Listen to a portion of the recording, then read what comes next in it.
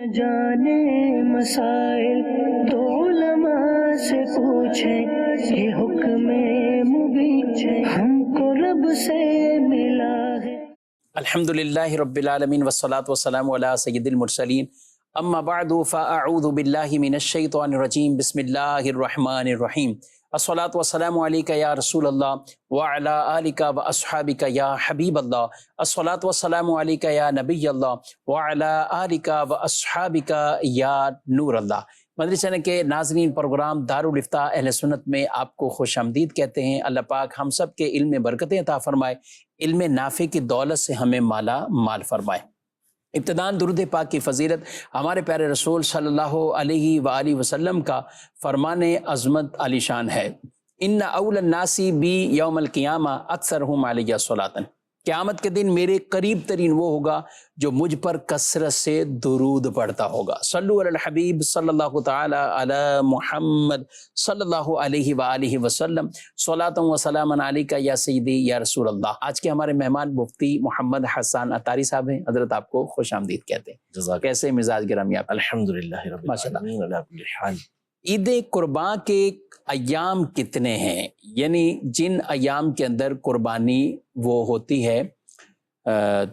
3 دن تک عام معروف ہے، لیکن اس کے باوجود کچھ نہ کچھ ایسے میسیجز، کچھ چیزیں وائرل ہو جاتی ہیں کہ چوتھے دن کے بارے میں بھی شبے میں ڈالا جاتا ہے کہ اس دن بھی قربانی ہو سکتی، تو کیا چوتھے دن قربانی ہو سکتی ہے؟ بسم اللہ الرحمن الرحیم۔ دیکھیں، جمہور ائمہ کا واضح طور پر یہ موقف موجود ہے کہ قربانی کے جو ایام ہیں وہ 3 دن ہیں، یعنی 10 ذی الحجہ کی صبح صادق سے لے کر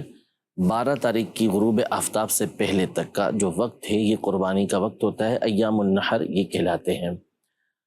اور اسی پر صحابہ کرام علیہم رضوان کی احادیث طیبہ موجود ہیں۔ موطا امام مالک کے اندر، سنن کبریٰ کے اندر، معرفت السنن والآثار کے اندر حضرت ابن عمر رضی اللہ تعالی عنہما اور حضرت انس رضی اللہ تعالی عنہ دونوں ارشاد فرماتے ہیں کہ جو قربانی ہے وہ 3 دن تک ہے، یعنی ایک دن یوم الاضحیٰ کا اور اس کے بعد کے 2 دن کہ جن میں قربانی یہ کی جا سکتی ہے، اس کے بعد قربانی کے دن نہیں ہے، اور یہی ہمیشہ امت کے اندر معروف رہا ہے۔ اب بعض روایات جو اس حوالے سے ملتی ہیں کہ ایام تشریق، چونکہ ایام تشریق جو ہے وہ 9 تاریخ سے لے کر 13 تاریخ کے ایام ہوتے ہیں،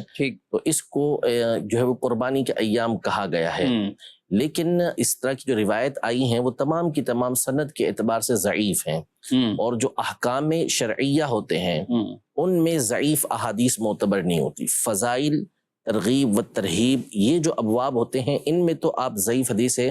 وہ لا سکتے ہیں، وہ معتبر ہوتی ہیں، لیکن جہاں پر کوئی حکم شرعی بیان کرنا ہوگا، جیسے نماز کا کوئی مسئلہ ہے، روزے کا کوئی مسئلہ ہے، زکوٰۃ کا کوئی مسئلہ ہے، حج کا کوئی مسئلہ ہے، اسی طرح قربانی کا کوئی مسئلہ ہے، تو وہاں پر آپ کو صحیح یا حسن حدیثیں یہ بیان کرنا ہوں گی۔ وہاں ضعیف حدیثیں بالخصوص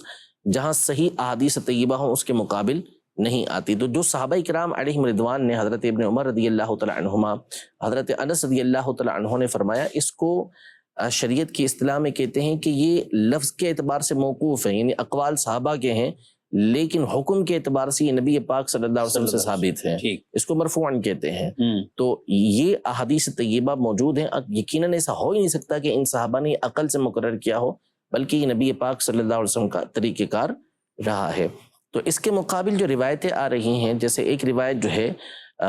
اس میں ایام تشریق کا ذکر ہے، تو وہاں راوی ہے سوید بن عبد العزیز، اس کے اوپر علماء نے تفصیل کے ساتھ کلام کیا ہے، اور جمہور بلکہ اکثر علماء، بلکہ تمام کے تمام علماء کے نزدیک راوی ضعیف ہے، تو لہذا اس کی حدیث سے اس موقع پر استدلال نہیں کیا جا سکتا۔ تو یوں ہمارے ائمہ نے چوتھے روز کی جو روایت ہے وہ ضعیف ہونے کی وجہ سے احکام میں اختیار نہیں، کیونکہ اس کے مقابل جو ہے وہ دیگر روایتیں یہ حسن درجے کی، صحیح درجے کی موجود ہیں۔ تو جو صحیح وقت ہے قربانی کا وہ 10 جو ذی الحجہ ہے وہ، اور اس کے بعد 2 دن یعنی 10، 11 اور 12، یہ 3 دن ہیں کہ جن کے اندر قربانی کی جا سکتی ہے، باقی اس کے بعد قربانی نہیں ہو سکتی۔ جیسے ہی تیسرے دن کا سورج غروب ہوا، اب اس کے بعد قربانی کا وقت ختم ہو چکا۔ ٹھیک ہے، اور یوم النحر اور اس کے بعد یومان کے یہ الفاظ ہیں، یوم الاضحیٰ، یوم النحر، اور اس کے بعد ویومان، اور 2 دن مزید اس کے بعد. 2 دن مزید ہیں. اور بات تو اچھا خاصا بالکل 3 دن دے پائیں گے، لیکن جان بوجھ کر قصدن اب چوتھے دن لوگوں میں تشویش ڈالنے کے لیے اس طرح کے معاملات کیے جاتے ہیں. دیکھیں ایک تو دلیل ہوتی نا، بالفرض مان بھی لیتے ہیں اس کو دلیل کے اعتبار سے، تو بھی ایک حکم ہے جو متفق علیہ قاعدہ اور اصول ہے، وہ یہ ہے کہ جہاں اختلاف ائمہ واقع ہو تو وہاں اس سے خروج یہ مستحب ہوتا ہے، جس کا معنی یہ ہوتا ہے کہ وہ کام کریں کہ جس کے مطابق تمام کے مطابق عمل ہو جائے، یعنی وہ کام آپ نے کیا تو اس کے مطابق عمل ہو گیا. تو مثال کے طور پر جیسے اونٹ کا گوشت کھانا ہے، اب اونٹ کا گوشت کھانے کے بعد جمہور ائمہ کے نزدیک وضو نہیں ٹوٹتا احادیث طیبہ کی روشنی میں، آخری عمل نبی پاک صلی اللہ علیہ وسلم کا یہی ہے. لیکن امام احمد بن حنبل رحمۃ اللہ تعالی علیہ کا موقف یہ ہے کہ اس کا گوشت کھانے کی وجہ سے وضو ٹوٹ جاتا ہے. تو اب ہمارے نزدیک مستحب قرار پاتا ہے کہ بندہ جب اونٹ کا گوشت کھائے تو اس کے بعد وضو کر لے، اس لیے کہ تاکہ ائمہ کے اختلاف سے وہ نکل جائے. صحیح. اب اگر بالفرض ان روایتوں کو تسلیم کر بھی لیا جاتا تو اب یہاں پر چونکہ اختلاف واقع ہو رہا ہے اور کوئی ایسی وجہ نہیں ہے کہ جسے آپ کو کوئی مکروہ کام کرنا پڑ رہا ہے. اگر آپ پہلے دن کریں گے تو سب کے نزدیک ہو جائے گی، دوسرے دن کریں گے تو بھی سب کے نزدیک ہو جائے گی، تیسرے دن کریں گے تو سب کے نزدیک ہو جائے گی، چوتھے دن میں جا کے بالفرض اگر مان بھی لیا جائے تو نتیجہ کیا نکلے گا کہ جمہور علماء کے نزدیک تو کیا ہوگا، نہیں ہوگی قربانی، بعض کے نزدیک ہو جائے گی، لیکن وہ دلیل کے اعتبار سے بھی کمزور ہے. اور یہاں پر دیکھیں کہ کیسا آپ ایک کام کر رہے ہیں کہ جمہور علماء کے نزدیک وہ قربانی آپ کی ہو ہی نہیں رہی. نمبر 1 بات یہ. نمبر 2 بات یہ کہ ایسے لوگوں کا عام طور پہ جو شیوا ہوتا ہے وہ فتنہ برپا کرنا ہوتا ہے. یعنی مسلمان تمام تر اپنی قربانیوں سے فارغ ہو چکے اور سب کچھ ہو چکا، اب رش لگانے کے لیے. اچھا مزے کی بات بھی یہ ہے یہاں پر کہ کریں گے بھی تو اونٹ ہی قربان کریں گے اس دن کے لیے، چوتھے اس دن کے لیے. تو یہ فتنہ انگیزی ہے، فتنہ برپا کرنے والی باتیں ہیں. ورنہ اگر وہی تیسرے دن کر لیں، دوسرے دن کر لیں تو کسی طرح کا کوئی انتشار نہیں ہے. ٹھیک ہے، ماشاءاللہ بہت ڈیٹیل سے ناظرین کرام آپ نے یہ تفصیل ملاحظہ فرمائی ہے کہ قربانی کے ایام وہ فقط 3 دن ہیں، چوتھے دن قربانی جائز نہیں ہے اور نہ ہی قربانی وہ کفایت کرے گی. مزید آپ کے سوالات کی طرف بڑھتے ہیں. میرا نام عبد المصور اتاری ہے. میرا مفتی صاحب سے سوال یہ ہے کہ 2 الگ الگ گھروں میں رہنے والے بھائی کیا ایک قربانی کے جانور میں شریک ہو سکتے ہیں؟ 2 الگ الگ رہنے والے بھائی ایک جانور میں، بڑا جانور بیل وغیرہ اس طرح تو اس میں جی 2 الگ الگ گھروں میں رہیں یا 2 الگ الگ شہروں میں یا 2 الگ الگ ملکوں میں بھی رہتے ہوں تو اس میں کوئی مسئلہ نہیں ہے کہ قربانی کے جانور کے اندر وہ شریک ہو سکتے ہیں. یعنی جس جانور کے اندر 7 حصے ہوتے ہیں، تو اب مثال کے طور پر ایک بھائی جو ہے وہ کسی اور گھر میں رہ رہا ہے، کسی اور شہر کے اندر رہ رہا ہے، کسی اور ملک کے اندر رہ رہا ہے، دونوں جب قربانی کر رہے ہیں تو قربانی کا وقت موجود ہے. ایک بھائی کے یہاں قربانی ہو گئی، دوسرے نے اس کو وکیل بنا دیا ہے اور دونوں کی طرف سے قربانی ہو رہی ہے تو قربانی ہو جائے گی، اس میں کوئی مسئلہ نہیں ہے. ٹھیک ہے. اگر یہی سوال بکرے کے حوالے سے ہو تو پھر نہیں ہوگی. وہ چاہے الگ الگ رہتے ہوں چاہے ساتھ رہتے ہوں، تو ایک بکرا یہ ایک سے زیادہ سے کفایت نہیں کرتا، ایک بکرا ایک ہی کی طرف سے کفایت کرے گا. ٹھیک ہے. ایک شخص میرے پاس آیا کہہ رہے کہ ہم نے بڑا جانور بیل وغیرہ تو لے لیا ہے، اب وہ ہم نے 1.5 لاکھ کا لیا ہے، اس میں 3 حصے کسی کے ہیں، 4 حصے میرے ہیں، لیکن جو میرا پارٹنر ہے مطلب جس کے 3 حصے ہیں وہ کہہ رہا ہے کہ بھائی بکرا چونکہ ہمارے پاس نہیں ہے تو ہمارے پاس جو رقم ہے وہ 30 ہزار روپے ہے. اب 30,000 20,000 کا ہمیں نارمل کوئی بکرا صحیح مل نہیں رہا، تو 50 سے 60 ہزار کا بکرا مل جائے گا جو کہ ایک اچھا ہے. تو وہ میرا ساتھ والا کہہ رہا ہے کہ بھائی میں 30,000 تمہیں دے دیتا ہوں، ایک بکرا لے کے آئیں اور وہ چلو ہمیں بکرے کا گوشت بھی مل جائے گا. تو یہ کیا کریں گے؟ یہ اس طرح تو قربانی کسی کی بھی نہیں ہوگی، نہیں نہ اس کی ہوگی نہ اس کی ہوگی، وہ صرف گوشت ہو جائے گا اور کچھ بھی نہیں ہوگا. صحیح. تو اس لیے اگر 30,000 آپ کے پاس ہیں تو یا تو آپ کو بکرا مل رہا ہے تو بکرا ہی لے لیں، ورنہ پھر آپ جو ہے وہ اجتماعی قربانی جو ہوتی ہے اس میں حصہ ملا لیں. یہ 2 آپ کے پاس آپشن موجود ہیں. باقی اس طرح نہیں ہو سکتا کہ 2 مل کے جو ہے وہ اچھا والا بکرا لے آئیں اور وہ بکرا جو ہے وہ 2 کی طرف سے کفایت کر جائے، ایسا نہیں ہوگا، قربانی بھی نہیں ہوگی، وہ بالکل نہیں ہوگی. ٹھیک ہے. مزید سوالات. میرا نام کاشف علی ہے. قربانی کی کلیجی پہ فاتحہ دے سکتے ہیں یا نہیں؟ قربانی کی کلیجے پہ، جی کلیجے پہ جی کیا کہتے ہیں، سب سے پہلے اسی پہ ہی. اچھا اس میں یہ بھی سنا قربانی کے گوشت پہ فاتحہ ہو سکتی ہے؟ اصل میں دیکھیں قربانی کا گوشت جو ہوتا ہے وہ کئی اعتبار سے ثواب کا سبب بنتا ہے. جو ذبح کیا جاتا ہے جانور کو،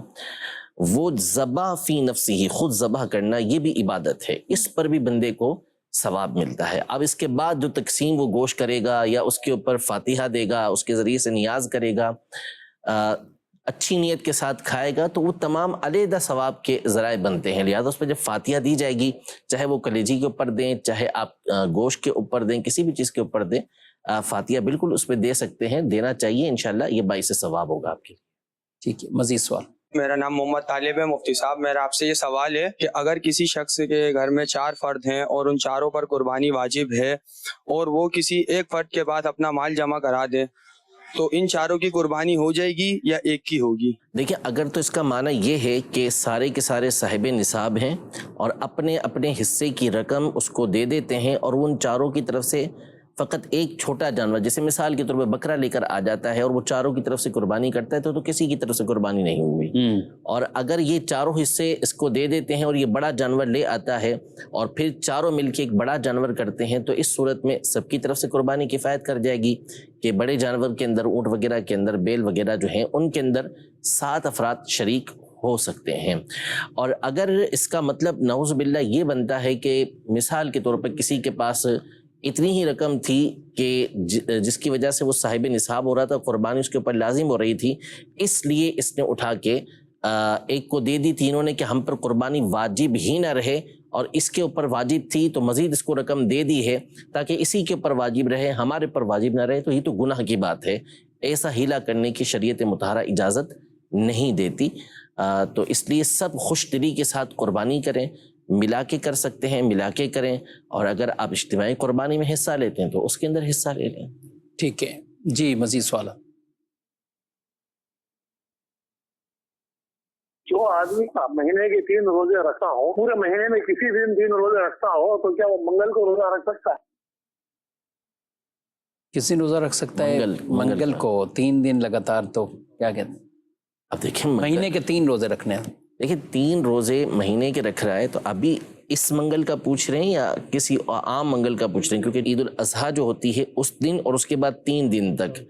روزہ نہیں رکھ سکتے. اس کے علاوہ اگر کوئی اور منگل کی بات کر رہے ہیں تو کوئی مسئلہ نہیں ہے. منگل کو تو اکیلا بھی ویسے بھی روزہ رکھ سکتا ہے، اور اگر ویسے ہی رکھنے کا عادی ہے 3 دن اور اس درمیان میں منگل کا دن آ گیا تو بھی کوئی مسئلہ نہیں ہے. تو ممانعت کی وجہ یہ بنے گی کہ جن دنوں میں روزہ رکھنا منع ہے، جیسے عید کا دن ہے، عید الفطر کا دن ہے، وہ منگل کے دن آ گیا اور یہ منگل کے دن روزہ رکھنے کا عادی تھا، تو اب اس کی اجازت نہیں ہوگی. اسی طرح بقرعید کے دن یا اس کے بعد 3 دن جو ہے اس میں آ گیا منگل کا دن، تو اس دن بھی روزہ رکھنے کی اجازت نہیں ہوگی. اس کے علاوہ منگل جب بھی ہو روزہ رکھ سکتے ہیں، کوئی حرج نہیں اس میں. ٹھیک ہے. اونٹ کے اندر کتنے حصے ہو سکتے ہیں؟ اس بارے میں بھی کچھ روایت کے اعتبار سے بھی بیان کیا جاتا ہے کہ اونٹ میں 10 حصے ہو سکتے ہیں، 10 افراد شریک ہو سکتے ہیں. تو کیا اونٹ بھی 7 کی طرف سے کفایت کرے گا یا 10؟ دیکھیں، اثر یہ تھا کہ ہر جانور، کوئی سا بھی جانور ہو، بکری ہو، بکرا ہو، بیل ہو یا اونٹ ہو، ہر جانور کے اندر جو حصہ ہونا چاہیے تو وہ فقط ایک ہونا چاہیے. اپنے قیاس کے اعتبار سے، اصل کے اعتبار سے یہ ہوتا کہ چونکہ ایک جانور ہے تو ایک کی طرف سے کفایت کرے. لیکن چونکہ حدیث مبارکہ کے اندر یہ جو بڑے جانور ہوتے ہیں ان میں 7 حصوں کی تصریح آئی ہے کہ یہ 7 کی طرف سے کفایت کر جائیں گے، تو لہذا یہ 7 افراد کی طرف سے کافی ہو جائیں گے کہ 7 افراد اگر اس میں حصہ ملاتے ہیں ان کی طرف سے قربانی ہو جائے گی. ورنہ حقیقت یہ تھی کہ یہ ایک ہی کی طرف سے کافی ہوتے، کہ ایک جانور ہے ایک کی طرف سے قربانی ہوتی. لیکن جب حدیث مبارکہ میں اجازت دے دی تو پھر وہ 7 کی طرف سے ہوگی. تو حدیث کے اندر جو موجود ہے وہ یہ ہے کہ یہ جو بڑا جانور ہے، بیل ہے، اونٹ ہے، یہ 7 کی طرف سے کفایت کرتا ہے. اب جو ابن عباس رضی اللہ تعالی عنہما کی روایت ہے جس میں 10 کا ذکر ہے، وہ یہ نہیں ہے کہ اس میں 10 کی طرف سے اونٹ کی قربانی ہو رہی ہے. وہ یہ ہے کہ اس اونٹ کے گوشت کو 10 افراد میں تقسیم کیا گیا، تو وہ 10 افراد کو دے دیا گیا، تو وہ تو اب 10 کو دیں یا 20 کو دیں، اچھا دینے میں کوئی مسئلہ نہیں ہے. گوشت آپ کسی کو بھی کتنا بھی پہنچا دیں.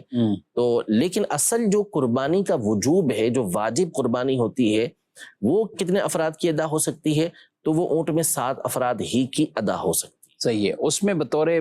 وہ شراکت یا بطور تقسیم کے اندر وہ شراکت ہے 10 افراد میں جو ہے، یعنی وہ شراکت گوشت کی تقسیم کاری کے اندر ہے، نہ کہ قربانی کی شراکت اس کے اندر۔ ٹھیک ہے، تو قربانی میں 7 حصے ہی متعین ہے، زیادہ سے زیادہ، زیادہ سے زیادہ، ٹھیک ہے، اونٹ ہو یا بیل وغیرہ تو اس میں زیادہ سے زیادہ 7 ہو سکتے ہیں، کم ہو سکتے ہیں کوئی 5 حصے کر کے، یا 5 افراد نے ہی پیسے ڈالے اور 5 کی طرف سے ہو گیا، 4 کی طرف سے ہو گیا، جی بالکل ہو سکتا ہے، یعنی ایک حصے سے کم کسی کا نہیں ہونا چاہیے، ایک حصے سے کم، زیادہ بھلے کسی کا بھی ہو لیکن ایک حصے سے کم کسی کا نہیں ہونا چاہیے۔ اگر ایک حصے سے کم کسی کا ہوا تو پھر کسی کی طرف سے بھی قربانی نہیں ہوگی، چاہے اس میں 8 بندے مل کے کریں یا 7 بندے اس طرح کریں کہ ایک 1.5 حصہ لے اور ایک کہے کہ میرا آدھا حصہ ہے، تو پھر کسی کی طرف سے بھی قربانی نہیں ہوگی، سب ایک ایک حصہ لیں گے تو اس صورت میں قربانی یہ ادا ہوگی۔ ٹھیک ہے، تو جو 4 میں ہوتا ہے تو بعض کے 1.5 بن رہا ہے تو 1.5 میں فرق تو مسئلہ نہیں، نہیں کوئی مسئلہ نہیں، ایک سے اوپر کسی کا ایک سے زائد ہی ایک سے کہلائے گا۔ زائد ہی کہلائے گا وہ، جی ٹھیک ہے، تو اس طرح اگر 3 یا 2 باقی رہ رہے ہوں تو یہ چاروں ہی شرکا مل کر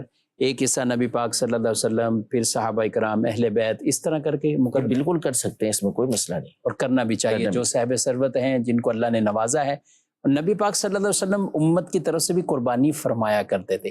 اور یہ آپ صلی اللہ علیہ وسلم کا خاصہ ہے کہ آپ ساری امت کی طرف سے ایک کی قربانی وہ کفایت کر جاتی۔ جن کو اللہ پاک نے نوازا ہے، مال و دولت عطا کیے ہیں، تو آپ کو بھی چاہیے کہ خود اپنی تو قربانی کر رہے ہیں تو ساتھ ساتھ حضور اکرم صلی اللہ علیہ وسلم کے نام پر بھی آپ قربانی کیجیے۔ حضرت علی کرم اللہ تعالی وجہ الکریم آپ فرماتے ہیں کہ مجھے میرے خلیل نے وصیت کی کہ میں ان کی طرف سے قربانی کروں، تو آپ ہر سال 2 مینڈے ذبح فرمایا کرتے تھے، اور ایک مینڈا اپنی طرف سے اور ایک رسول مکرم صلی اللہ علیہ وآلہ وسلم کی طرف سے۔ علامہ شامی رحمۃ اللہ تعالی علیہ حسان صاحب انہوں نے لکھا علامہ ابن سراج کے حوالے سے 10,000 قربانیاں کی انہوں نے حضور صلی اللہ علیہ وسلم کے نام پر اپنی زندگی میں، یعنی کتنی قربانیاں ہیں۔ یہ تو بڑے بڑے ائمہ کا ہمیشہ سے سلسلہ چلتا آ رہا ہے کہ جب بھی کوئی نعمت ملتی ہے تو بالخصوص نبی پاک صلی اللہ تعالیٰ علیہ وآلہ وسلم کے اصال ثواب کے لیے، آپ کو ثواب پہنچانے کے لیے کہ اللہ راضی ہو اور نبی پاک صلی اللہ علیہ وسلم راضی ہو، تو کرتے اللہ کے لیے قربانی، اس کا ثواب نبی پاک صلی اللہ علیہ وسلم کو پہنچاتے ہیں۔ تو یہ کئی ائمہ کا طریقہ کار رہا، جیسے کوئی خوشی ملتی، جیسے حضرت عمر رضی اللہ تعالیٰ عنہ نے 12 سال میں سورہ بقرہ پڑھی، تو پڑھنے کے بعد آپ نے پھر جانور ذبح کیے، دعوت کی آپ نے۔ اچھا، ایک سوال یہ بھی آج کسی نے کیا کہ ہماری قربانی کی ابتدا کس سے ہو، کس جانور سے ہو، کہ پہلا جانور ہم اپنے نام کا کریں یا حضور صلی اللہ علیہ وسلم کا، تو اس طریقے سے۔ اچھا، سوال کرنے کے لاجک کیا تھی ان کے پیچھے؟ وہ یہ کہہ رہے ہیں کہ جیسے اپنے قربانی کے جانور کے کلیجی وغیرہ یا اس طرح کی کچھ چیزیں کھائی جاتی ہیں تو ابتداً ہم وہ کھاتے ہیں، تو ہماری قربانی کا وقت تو 12 بجے کے بعد آتا ہے، ہم تو پہلے کافی نسبتوں کی قربانیاں کرتے ہیں، یعنی نبی پاک صلی اللہ علیہ وسلم کی، صحابہ کی، اہل بیت کی، پھر اپنے سلسلے کے پیران اعظام کی، تو اس طرح ان کا معمول ہے، درجنوں قربانیاں ہوتی ہیں ماشاءاللہ ان کے یہاں، تو کیا کریں، پہلے اپنی کریں کیا کریں؟ دیکھیں اختیار ہے ان کو، اب اس میں بہتر یہ ہے کہ پہلے اپنا واجب ادا کرے، اور چاہے تو بہرحال یہ کوئی وہ نہیں ہے، یعنی ایک جہت سے دیکھا جائے کہ نبی پاک صلی اللہ تعالیٰ علیہ وآلہ وسلم کی طرف سے کر رہے ہیں تو اس لیے وہ پہلے کرتے ہیں کہ نبی پاک صلی اللہ علیہ وسلم کی طرف سے پہلے ہونی چاہیے، تو یہ بھی بہتر ہے، اس میں کچھ انکار نہیں کیا جا سکتا۔ اس جہت سے دیکھتے ہیں کہ واجب پہلے اپنا ادا ہو جائے تو وہ بھی ٹھیک ہے، اب جس کی جیسی نیت، جیسا اس کا ذوق، اس کے حساب سے وہ کرے۔ باقی رہا یہ کہ اسی کے گوشت سے کھانا، وہ ایک مستحب عمل ہے، لیکن وہ اب قربانی کا گوشت کا حصہ ہوگا، وہ کھا لیں گے تو انشاءاللہ اس پر ثواب ملے گا، جیسے امیر سنت کے پاس ایسا ہی ہوتا ہے، تو اب اتنے سارے اسلامی بھائی جمع ہوتے ہیں، بالکل، تو وہ امیر سنت کی طرف سے جو قربانی ہوئی ہوتی ہے، غالباً سب سے پہلے نبی پاک صلی اللہ علیہ وسلم ہی کے نام کا جانور قربان ہوتا ہے، تو اسی کی کچھ کھانے پینے کی چیزیں آتی ہیں۔ اب اتنے سارے بیٹھے ہوتے ہیں تو ان کا تھوڑی وہ اپنے حصے آئے ہوتے ہیں،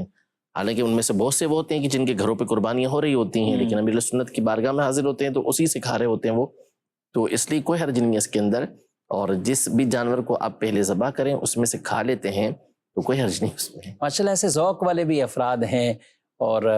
جن کو اللہ نے نوازا بھی ہے، اور انہوں نے مجھے یہ بھی بتایا کہ سب سے پہلے جانور خریدتے بھی حضور صلی اللہ علیہ وسلم کا ہے، یعنی ہم جب لینے جاتے ہیں تو پہلے نبی پاک صلی اللہ علیہ وسلم کا، اور پھر اسی طرح صحابہ کرام علیہ مردوان میں سے، اہل بیت اطہار میں سے، اولیاء صالحین کاملین میں سے، بالخصوص حضور غوث پاک رضی اللہ تعالیٰ عنہ کے حوالے سے اللہ پاک برکات عطا فرمائے، اور سب کی اس طرح کی کوششیں کاوشیں، یہ ادب تعظیم والے معاملات، ان کی بارگاہوں میں نذرانے اور تحفے والے معاملات، اللہ یہ بھی اپنی بارگاہ میں شرف قبولیت عطا فرمائے۔ مزید آپ کے سوالات کی طرف بڑھتے ہیں۔ میرا سوال یہ ہے کہ 8 ذوالحجہ کو روزہ رکھنا اور اس کے ساتھ ایک روزہ پہلے یا ایک روزہ بعد میں ملانا کیا ضروری ہے، یا صرف 8 ذوالحجہ کا روزہ بھی رکھ سکتے ہیں؟ جواب عنایت فرما دیجیے۔ نئے نئے سوالات آج آ رہے ہیں ماشاءاللہ۔ یعنی یہ 8 ذی الحجہ کی ممانعت تو کہیں بھی نہیں پڑی تنہا رکھنے کے حوالے سے، تو اگر کوئی 8 ذی الحجہ کو روزہ رکھتا ہے تو اس میں کوئی حرج نہیں ہے، وہ رکھ سکتا ہے، اور ذی الحج کے مہینے کے اندر جو بالخصوص روزے ہیں وہ ویسے ہی رمضان کے روزوں کے بعد سب سے افضل روزے ہیں۔ سبحان اللہ۔ اور اعلیٰ حضرت امام اہل سنت رحمۃ اللہ تعالیٰ علیہ نے تو فرمایا کہ جو رمضان کے بعد سب سے افضل روزہ ہے وہ یوم عرفہ کا روزہ ہے، یعنی 9 تاریخ کا جو روزہ ہے وہ حاجی کے علاوہ دیگر افراد کے لیے سب سے افضل نفلی روزوں میں سے۔ سبحان اللہ۔ تو اس دن جو حاجی ہے اس کو رکھنے کی اجازت نہیں ہے، مکروہ تنزیہ اس کے لیے ناپسندیدہ ہے کہ وہ رکھے، لیکن جو حاجی نہیں ہے اسے چاہیے کہ 9 تاریخ کا بھی روزہ رکھے، اور باقی 8 تاریخ کو روزہ رکھنے میں کوئی مسئلہ نہیں ہے، اور آگے پیچھے ملاتے ہیں تو اچھی بات ہے، لیکن اگر تنہا بھی روزہ رکھتے ہیں 8 تاریخ کا تو کوئی اس میں حرج نہیں ہے۔ جی مزید سوال۔ میرا نام محمد معین احمد ہے۔ مفتی صاحب، میں نے آپ سے یہ سوال کرنا تھا کہ ایک جانور اللہ کی راہ پہ لے کے چھوڑا ہوا ہے تو اس کی کیا قربانی ہم کر سکتے ہیں؟ جی عام طور پہ یہ نفلی ہوتے ہیں، کوئی نظر منت وغیرہ تو اس میں نہیں ہوتی، لہذا اس کو قربانی میں آپ استعمال کر سکتے ہیں، اس کی قربانی بالکل کی جا سکتی ہے، جبکہ قربانی کے جانور کی جو شرائط ہیں اس کے اندر پائی جائیں۔ ٹھیک ہے، یعنی اپنا واجب ادا کرنے کے لیے۔ جی۔ اب کچھ لوگوں نے ویسے ہی کیا ہوتا ہے کہ یہ اللہ نام کا ہے، اس کو اللہ کے نام پہ ہم نے بانٹنا ہے، یا بعض اوقات منت والے بھی کلمات ہو سکتے ہیں۔ منت والے تو پھر الگ ہو جائیں گے نا، منت کے احکام جدا ہوں گے، لیکن ویسے ہی عام طور پہ کوئی رکھا ہوا ہے اور اس پہ کوئی منت نظر وغیرہ کی کوئی نیت نہیں ہے اس کی، اور کوئی الفاظ ایسے نہیں کہے اس نے، تو پھر ٹھیک۔ اچھا، ایک بڑا یونیک سوال ہے، چلے آپ نے کہا کہ ایسے سوالات آج آ رہے ہیں تو میں بھی کر لیتا ہوں۔ کہہ رہے ہیں کہ ہم حصے جب رکھتے ہیں نا تو ایک حصہ اللہ نام کا ہوتا ہے ہماری قربانی میں، 7 حصے ہوتے ہیں، تو ایک اللہ نام، ایک آگے رسول اللہ صلی اللہ علیہ وسلم، اور مختلف۔ تو یہ بھی کیا تصور ہے کہ اللہ کے نام کی قربانی، یا اللہ کے نام کے لیے ویسے ہی ایک حصہ، یوں کیا کہیں گے آپ؟ دیکھیں، سب سے پہلے تو جو قربانی ہے وہ تو ہوتی ہی اللہ کے لیے، قل ان صلاتی و نسکی و محیای و مماتی للہ رب العالمین۔ اے محبوبہ فرمائیے کہ میری نماز، میری قربانی، میری زندگی اور میری موت سب اس اللہ کے لیے ہے کہ جو تمام عالمین کو پالنے والا ہے۔ فصلی لربک وانحر، اپنے رب کے لیے نماز پڑھیں اور قربانی کیجیے۔ ٹھیک۔ تو جو قربانی ہے وہ اصل ہے ہی اللہ پاک کے لیے، سارے حصے ہی سب۔ جو قربانی سے تقرب الی غیر اللہ چاہتا ہے، یعنی اللہ کے علاوہ کسی اور کا تقرب چاہتا ہے، تو وہ تو پھر قربانی ہی اس کی نہیں ہوگی، جانور ہی حرام ہو جائے گا، اس کے مسائل جدا ہو جائیں گے۔ تو قربانی کرتے ہوئے جو نیت ہوتی ہے وہ اللہ ہی کے لیے ہوتی ہے، غیر کے لیے نہیں ہوتی۔ نمبر 1 یہ۔ نمبر 2، اب جو قربانی کے جانور کے جو گوشت ہے اس کے پھر جداگانہ کچھ مسائل ہوتے ہیں۔ ایک تو ہے کہ سارا کا سارا گوشت اپنی ملکیت میں ہو تو پھر بندے کو اختیار ہوتا ہے کہ جیسا چاہے تصرف کرے، لیکن اکثر اوقات ایسا ہوتا ہے کہ اس میں حصے دار ہوتے ہیں۔ اب جو حصے دار ہوتے ہیں پھر اس میں گوشت کی تقسیم کے پہلے ان کے مسائل دیکھنے ہوں گے کہ ان میں جو گوشت کی تقسیم کاری کرنی ہے وہ شریعت مطہرہ کے مطابق کرنی ہے۔ پھر اس کے علاوہ اگر کوئی چاہتا ہے کہ اس میں سے اللہ کی راہ کے اندر نکالے، یا سارے کے سارے راضی ہو کے کہتے ہیں کہ ٹھیک ہے ایک حصہ ہم اللہ پاک کی رضا کے لیے الگ کر دیتے ہیں اور اس کو ہم اللہ کی راہ کے اندر خیرات کر دیں گے، تو کوئی حرج نہیں ہے اس کے اندر، یہ ایک الگ سے ہو سکتا ہے۔ باقی جو قربانی کا گوشت ہے اس کے حوالے سے حکم شرع یہ ہے کہ اس کے 3 حصے کیے جائیں گے۔ ایک آپ نے غریبوں کے لیے نکالنا ہے، یہ واضح طور پر اللہ تعالیٰ ہی کے لیے ہوتا ہے۔ ایک اپنے لیے رکھنا، اگر اس میں بھی بندہ اچھی نیت کرتا ہے تو یہ بھی اللہ پاک کے لیے ہو سکتا ہے، اور اس کے علاوہ پھر احباب کو دینا، رشتہ داروں کو دینا، اگر اس میں اچھی نیت کرتا ہے تو یہ بھی اللہ ہی کے لیے ہو جائے گا۔ یعنی تعلقات نبھانا چاہتا ہے، صلہ رحمی کرنا چاہتا ہے، اس لیے رشتہ داروں کو دے رہا ہے، تو یہ بھی اللہ پاک ہی کے لیے ہے۔ اپنے گھر کے لیے اس لیے رکھ رہا ہے تاکہ اس کے ذریعے سے گھر والے خوش ہوں اور گھر والوں کو اچھا کھانا ملے، تو یہ بھی اللہ پاک ہی کے لیے کہلائے گا۔ بلکہ فقہاء کرام نے یہاں تک لکھا کہ اگر کوئی شخص قربانی کرتا ہے واجب ہے اس کے اوپر، لیکن اس کے گھر کے افراد بہت زیادہ ہیں، اور ان پہ واجب ایک آدھا ایک دو ایک کے اوپر واجب ہے اور گھر کے افراد بہت سارے ہیں، اب اس کے لیے اگر وہ سارا کا سارا خود رکھ لیتا ہے کہ گھر والوں کو تنگی ہوتی ہے، گوشت نہیں مل پاتا، تو یہ اس کے لیے جائز بلکہ بہتر ہے کہ وہ سارا کا سارا اپنے بچوں کے لیے رکھ لے،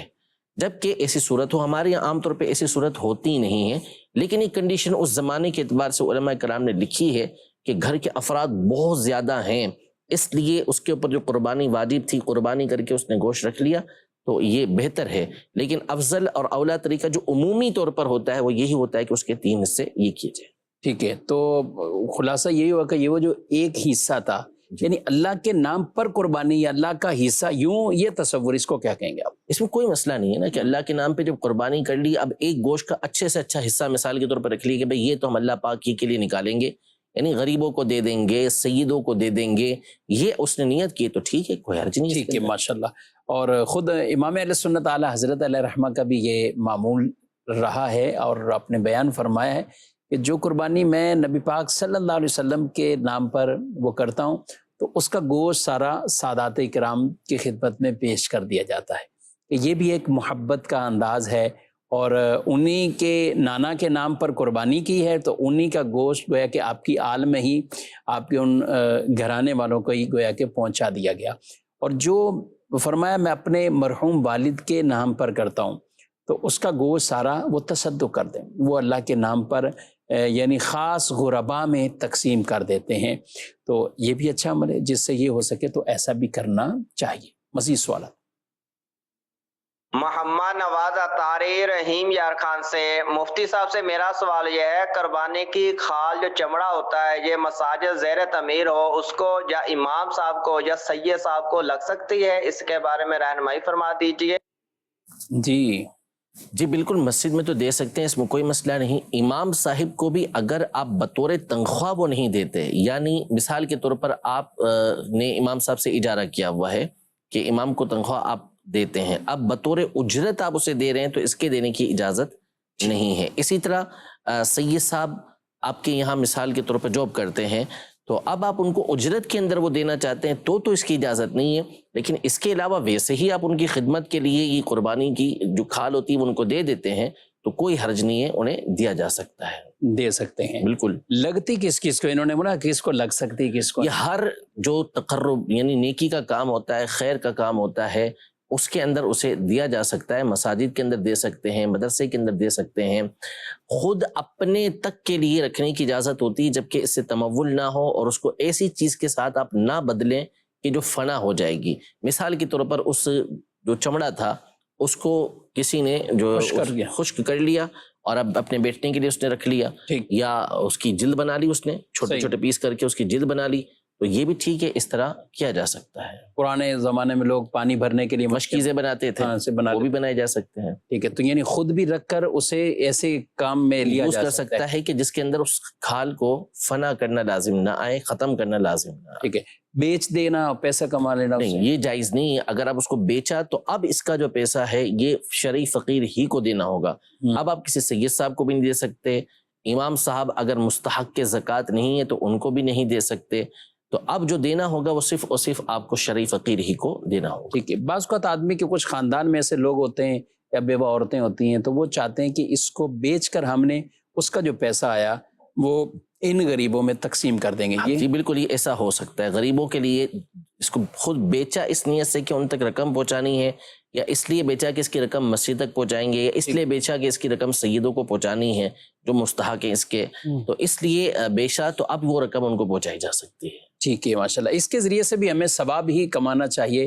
کہ ہمیں جو گوشت کا حکم وہی کھال کا ہے، کھاؤ، ذخیرہ کر لو یا ثواب کماؤ۔ تو کتنے نیکی کے کام ہیں جن کے اندر آپ کے یہ چرم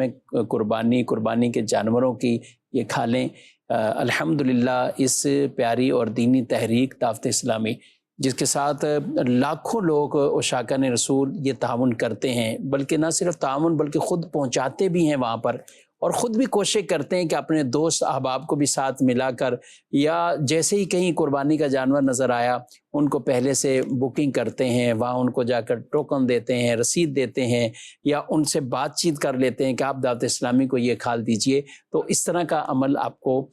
سب کو ہمیں کرنا چاہیے۔ الحمدللہ ہماری اپنی یہ دینی پیاری تحریک ہے کہ جس کے اندر اتنے یہ شعبہ جات ہیں، اور دین متین کی اشاعت خدمات کے لیے، دین متین کی سربلندی کے لیے یہ آپ کے دیے ہوئے عطیات، قربانی کی دی ہوئی کھالیں، یہ الحمدللہ استعمال ہوتی ہیں، اسی میں مصرف میں خرچ کی جاتی ہیں۔ تو یہ جتنے بھی بڑے بڑے عظیم دین کے کام ہو رہے ہیں اس میں آپ کا بھی انشاءاللہ اللہ کی رحمت سے ضرور حصہ رہے گا۔ تو اس حوالے سے بھی آپ ضرور خود بھی اپنا ذہن بنائیں، اور اپنے دیگر عزیزوں کو بھی کہہ کر، اور جہاں تک خود ہو سکے آپ آگے بڑھیں، اور ابھی سے ہی ان کے نام بھی آپ لکھ لیجئے، اپنے وہاں کے ذمہ داران سے رابطہ کروا دیجئے۔ جتنی کوشش کریں گے اللہ پاک انشاءاللہ آپ کو بھی اتنا اجر و ثواب عطا فرمائے گا۔ مزید سوال؟ میرا نام زین ہے۔ کچھ کسائی